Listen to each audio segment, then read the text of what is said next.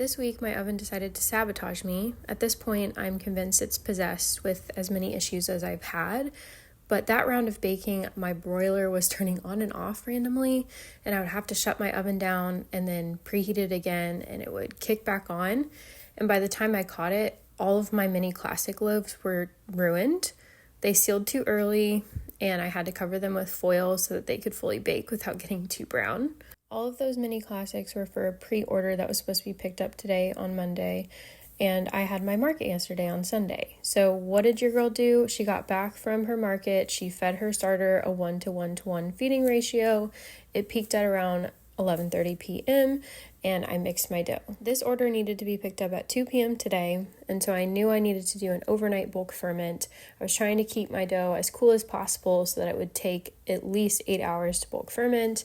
I woke up at 7:30 this morning. My dough had risen more than 50%, which is ideal because I will not need it to be in the fridge for very long. I just need it to be in there for maybe 2 hours until it's passing poke test, and then I can go ahead and bake it. I was only able to do 2 stretch and folds last night. I did do a fermentalise before I went to go do stretch and folds, so my gluten was already pretty developed by the first stretch and fold, and by the second, it was very developed. So I felt like I could skip the last 2 and it would be fine. But because my dough had risen more than 50% for my dough temperature, and because the gluten wasn't as developed, just due to me skipping 2 stretch and folds, it's just a little bit stickier. That's just going to happen.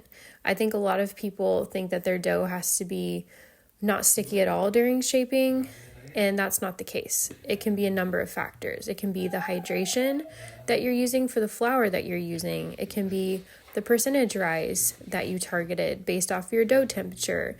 It can be for gluten development reasons, but there's just so many reasons why your dough might be sticky. Because I was skipping a long cold proof, it is harder to score your dough. So I like to put it in the oven for 7 minutes without scoring. And then I go in and do a deep expansion score. And that just helps the dough keep its shape.